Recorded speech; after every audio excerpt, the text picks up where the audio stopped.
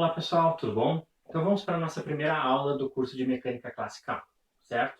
Então nós vamos começar falando um pouco sobre o que é a mecânica, né? Qual é a ideia por trás dessa teoria? Enfim, no nosso dia a dia nós constatamos que os objetos eles são capazes de se mover, se deslocar e das mais diferentes formas, né? Daí cabe a pergunta, será que esse movimento é totalmente aleatório ou existe uma regularidade? Ou ainda, será que existe um conjunto de leis capaz de descrever todos esses movimentos? A resposta é sim. E esse conjunto de leis é o que forma, então, a mecânica clássica, certo? Nós vamos ver três formulações distintas da mecânica. Tá? Primeiro, a formulação newtoniana, depois lagrangiana e depois hamiltoniana, certo?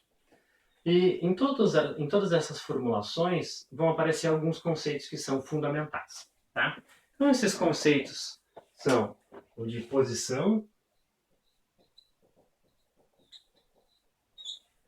o conceito de tempo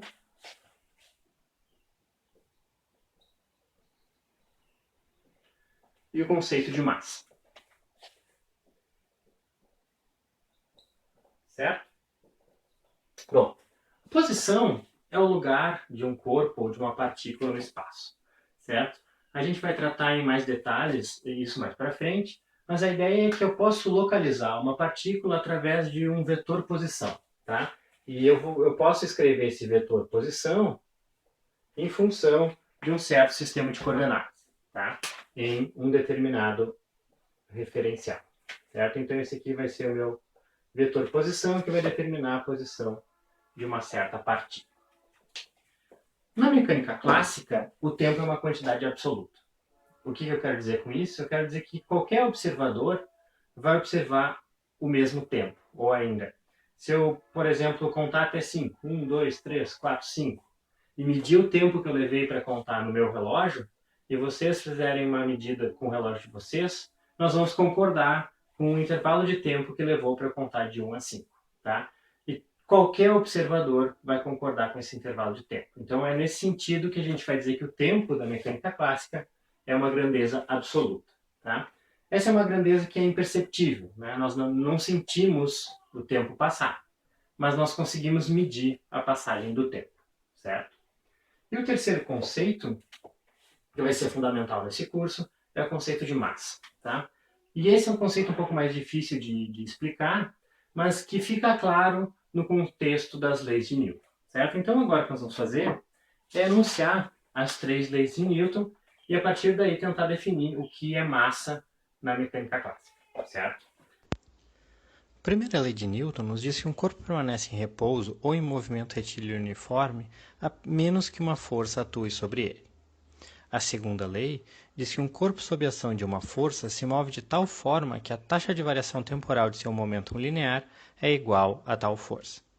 E a terceira lei diz que se dois corpos exercem forças um no outro, essas forças são iguais em magnitude e opostas em sentido. Bueno, então agora vamos analisar cada uma dessas leis e ver o que elas nos dizem. Certo? A primeira lei vai nos dizer, então, que um corpo permanece em movimento retilíneo uniforme ou em repouso, a menos que atue sobre ele uma força. Então, isoladamente, essa lei vai nos dizer apenas o que é uma força nula, ou seja, uma força vai ser zero ou sobre um corpo não vai atuar nenhuma força quando ele estiver se deslocando em um movimento retilíneo uniforme ou quando ele permanece em repouso. Certo? Já a segunda lei nos dá uma afirmação mais precisa. Né? Ela nos diz que a força, que eu vou chamar de F, é igual à taxa de variação temporal do momento linear, que eu vou chamar de P. Newton define o momento linear como um produto entre a massa de um corpo e a sua velocidade. Portanto, a força vai ser igual à derivada temporal do produto massa vezes velocidade.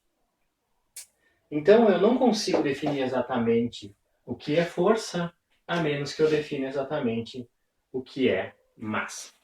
Certo? Falando sobre a terceira lei, é importante salientar que ela não é uma lei geral da natureza. Ela se aplica quando a força exercida por um objeto em outro objeto atua ao longo da linha que une os objetos. Estas forças são chamadas de forças centrais. A força gravitacional e a eletrostática, por exemplo, são forças centrais.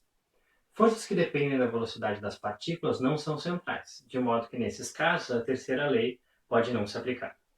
Para fornecer uma definição apropriada de massa, é conveniente reescrever a terceira lei da seguinte forma: se dois corpos constituem um sistema isolado ideal, então a aceleração destes corpos é sempre em sentidos opostos, e a razão das magnitudes das acelerações é constante. Esta razão constante é igual ao inverso da razão entre as massas dos corpos. Bom, então a gente pode analisar essa nova versão aí da terceira lei de Newton da seguinte forma, né? Nós temos então um sistema isolado, o que indica que eu tenho lá dois corpos, por exemplo, um corpo aqui de massa M1 e outro de massa M2, e o fato desse sistema ser isolado implica que eles não interagem com nada fora do sistema. Ou seja, a força que atua sobre M1, que eu vou chamar F1, vai ser simplesmente a força de interação com a massa F2, certo? E a força F2 que atua sobre a massa N2 vai ser igual em magnitude a F1 e inversa em sentido, certo? Então nós temos daí que a força F1 deve ser igual a menos a força F2, certo? Partindo dessa definição aqui e supondo que a massa, tanto a massa M1 quanto a massa M2 são constantes, nós temos o seguinte, que a força M1 pode ser, força F1 pode ser escrita como M1 vezes a derivada temporal da velocidade da partícula 1, tá?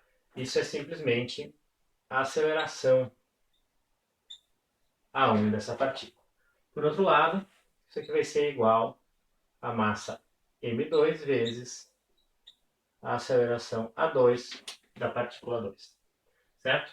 Reorganizando essa equação aqui, em particular esquecendo essa notação vetorial tratando apenas das magnitudes das acelerações, a gente vai ter que a razão M1 sobre M2 deve ser igual à razão entre a aceleração A2 e a aceleração A1, com um sinal de menos aqui. Tá? Esse sinal de menos indica apenas que essas acelerações são em sentidos opostos. Tá? E agora eu tenho uma definição precisa do que é massa.